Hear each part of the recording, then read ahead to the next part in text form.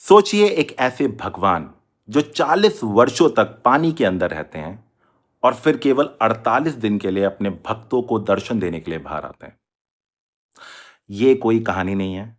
ये है तमिलनाडु के कांचीपुरम में स्थित श्री वरदराज पेरुमल मंदिर की सदियों पुरानी परंपरा।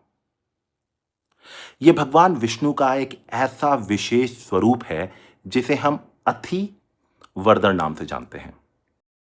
मान्यता है कि यह प्राचीन प्रतिमा अथि यानी अंजीर के पेड़ की लकड़ी से निर्मित होती है।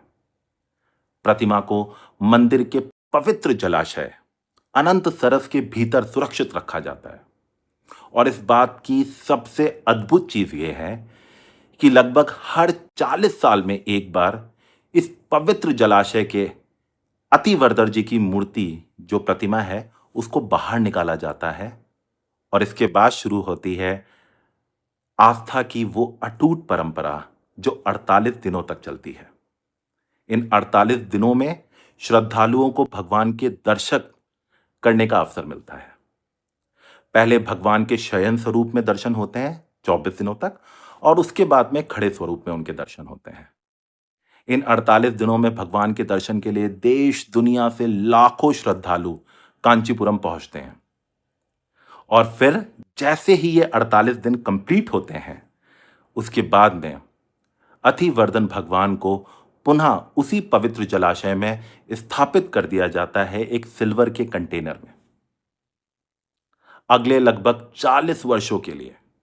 और आप ये बात जान करके बहुत ही आश्चर्यचकित होंगे कि पिछली बार ये 2019 में हुआ था और अब लगभग 40 साल बाद 2059 में होगा। यानी हमारी पीढ़ी के लिए तो ये लगभग केवल एक दो बार अटेंड करने वाली धार्मिक परंपरा है। भारत की यही एक सबसे बेहद अच्छी बात और उसकी खूबसूरती है। यहाँ इतिहास सिर्फ किताबों में नहीं मिलता, वह मंदिरों में जीवित है, परंपराओं में सांस लेता है और आस्था के रूप में पीढ़ी दर पीढ़ी आगे बढ़ता जाता है। ओम नमो नारायणम।